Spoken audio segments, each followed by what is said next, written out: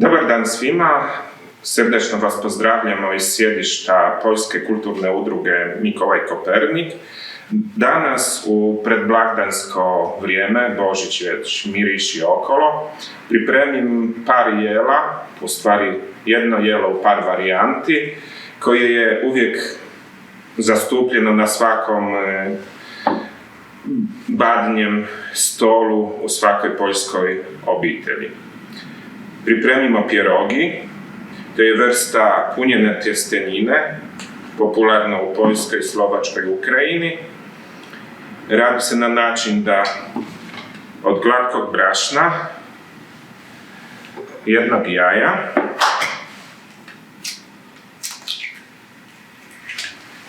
malo ulja i soli, da tijesto ispadne kao kod naših baka. Cijela tajna je u toploj vodi. I zamjesimo tijesto, mora biti elastično.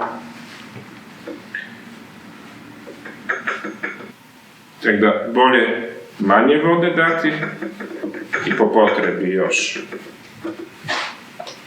doliti, nego previše da nam poslije ispadne jako puno tijesta. Poljska tradicija i Božić je obiteljski. Cijela familija, cijela obitelj uvijek se nalazi za badnju večer u kući, najčešće kod roditelja.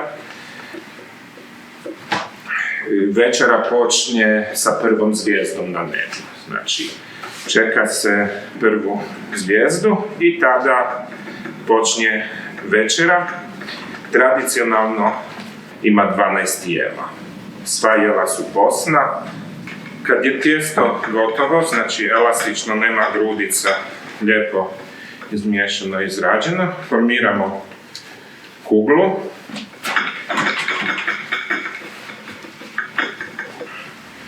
I zamotamo u krpu, ostavimo da se odmori i opusti. Možemo isto u neku zdjelu i pokrit folijom.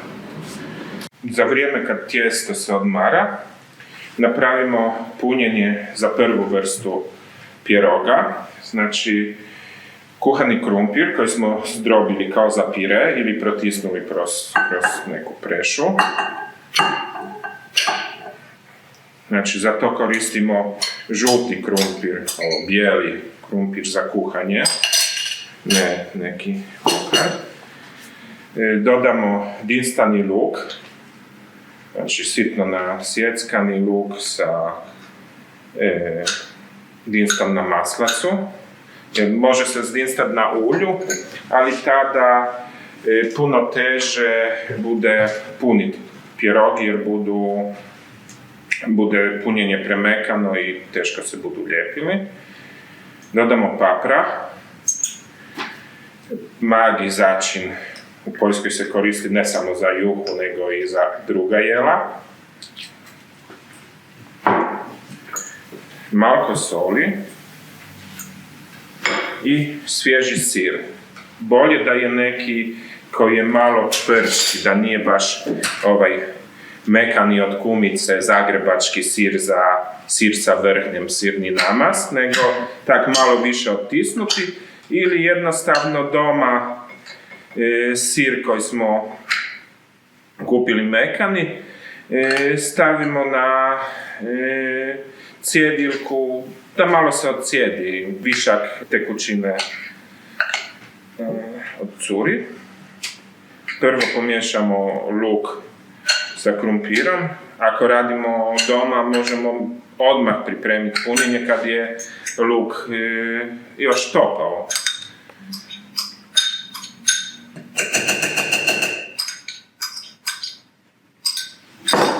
I dodamo sir. Ja osobno volim, pogotovo za badnjak, kad je jako puno jela, i ribljih, i mesnih, i zelja, i kaša, i gljiva, raznih okusa, da bude fila punjenje malo jače začinjeno, da se baš osjeti. Sa paprom pazimo kod probanja, jer kad je fila hladna, papar se ne osjeti, a kad skuhamo, ponekad tek tada dođe do izražaja, pa može biti jedno punjenje za najpopularnije pierogi je gotovo. Sada napravimo drugo. Kiselo zelje prethodno smo skuhali, dodali smo jedan lovorov list. Kad je praktički mekano, ubacimo ga na tavu i malo još zdinstamo na maslacu. Dodamo opet dinstanog luka i poljskih ili bolje rečeno šumskih gljiva iz Poljske, sušenih, koje prethodno smo skuhali i sitno nasjeckali.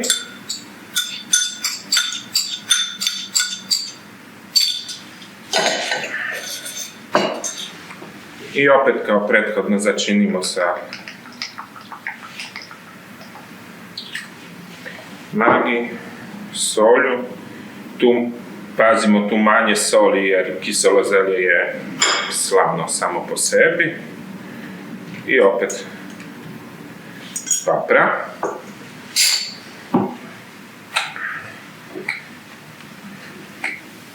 Poljska kuhnja često ima takve slatkaste dodatke meda, šećera ili slatke salate. To je još od srednjeg vijeka gdje Poljaci jako puno ratovali sa istokom, sa Tatarima, Mongolima, Turcima, Osmanskim carstvom i tada plemići koji u ratu su pobjeđivali, donosili doma jako puno začina i da se pokažu pred susjedima koliko su bili uspješni u ratu u osvajanju, stavljali su šta više začina papra i da može se to jest, neutralizirali to šećerom. To ostalo možda ne do tih granica još, ali osjeti se dosta poljskih jela. Najviše problema mladim domaćicama ili nekome ko proba pierogi raditi je ljepljenje samih raviola i to da budu lijepo zalijepljene. Jako teško je staviti punjenje unutra da ne ostane u rubiću koji lijepimo i da poslije za vrijeme kuhanja ne otvori se i ne ispadne. Inače, doma ko ima iskustva, punjenje stavlja žličicom odmah unutra, ali to je dosta komplicirano. Tako da za početak pokažem takvu malu tajnu. Znači, napravimo od punjenja kuglice. Takve veličine, ne prevelikog oraha. I to nam olakša poslije cijeli proces, pogotovo kad još nemamo iskustva. Sa zeljem je malo kompliciranje, ali isto formiramo takve kuglice, ali više ne da ih rolamo, nego kao stišćemo u ruci. Tako da, bitno je da kad pripremamo zelje, gljive, da dovoljno dugo dinstamo, da višak te tekućine ispari, da nastane kompaktno. To su jela siromašnog kraja, znači Galicija bivša, najviše tu su bila jako loša tla, jako malo hrane se moglo uzgojiti, tako da to su jela koja zasite, tako da imaju tijesto, brašno, to što se dalo uzgojiti, i dosta masnoće koja opet u hladnom periodu nas grije oko duše, tako da nije to samo sjećanje čisto na bakinu kuhnju, maminu kuću i to, nego i ovo čisto zadovoljstvo od finih kalorija. Pripremili smo punjenje, tijesto opustilo se, vidite, mekano. Znači, odrežemo komad, ne prevelik, ostatak prekrijemo.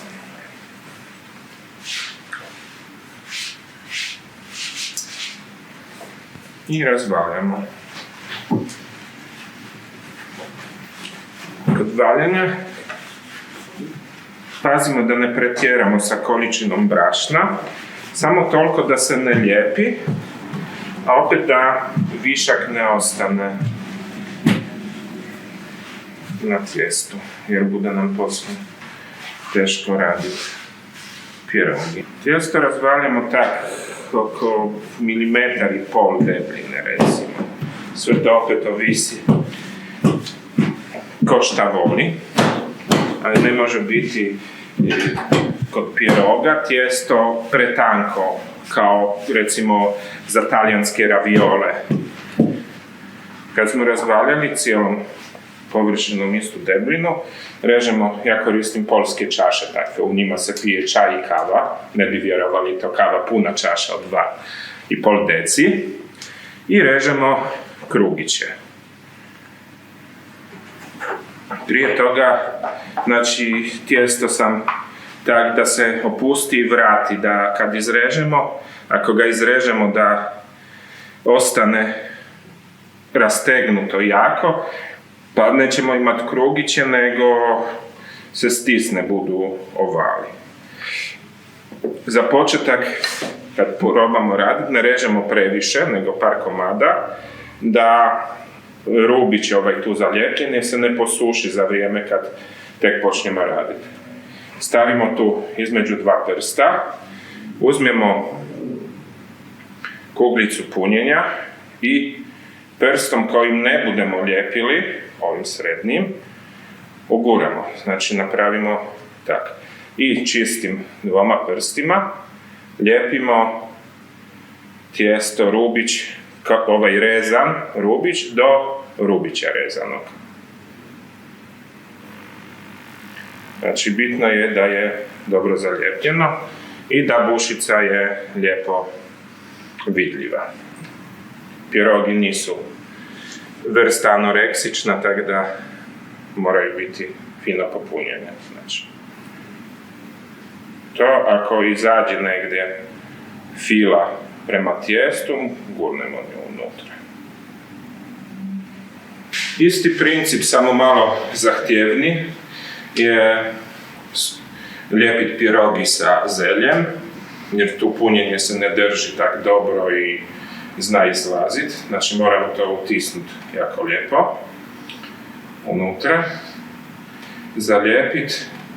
Isto sa zeljem, sa glivama gdje punjenje je malo više vode sadrži nego ove, recimo sa kuhanim krumpirom i svježim sirom, možemo mrvicu, zericu deblje tijesto razvaljati. Ne moramo se bojati da ne pogodimo točnu količinu tijesta koji radimo za pirogi i količinu punjenja, jer djeca, moja sjećanja iz djetinjstva, jako se dobra na ove pirogi, tak napravljene od ostatka tijesta, recimo sa jabukom, sa pekmezom ili za malo više maštoviti, da se ubaci neki čokoladni bombon unutra. To, a ne tak davno kod rodbine tete od moje supruge, bili smo za Božić i kaže da ostalo im piroga od badnjaka i dala nam probati pirogi sa suhim šljivama. I za mene i suprugu to bilo otkriće, stvarno su fine, možemo iskoristiti sada, punjenje mi završilo, suhih šljiva, marelica ili nečega uvijek imamo doma negdje u ormaru, ne moramo ništa punjenje raditi i od njih napravimo pirog. Pierogi kuhamo uvijek u vrućoj posoljenoj vodi sa malo ulja. Kad ih ubacimo, miješamo drvenom kuhačom, nikad nečim metalnim oštrim jer ih porežemo. Kad isplivaju gore, kuhamo doslovce još koju minutu. I vadimo, odsjedimo.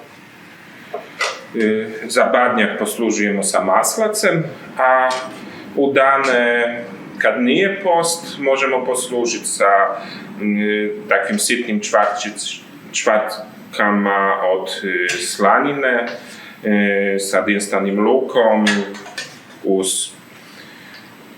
ako ne pojedemo isto friške i ohlade se, možemo poslije ih zgrijat na tavi, malo zapržiti.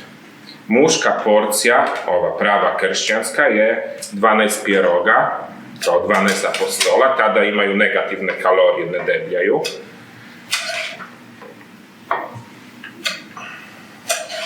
I za kraj, htio bih zaželiti zdrovih i wesołych świąt Bożego Narodzenia i szczęśliwego roku 2022.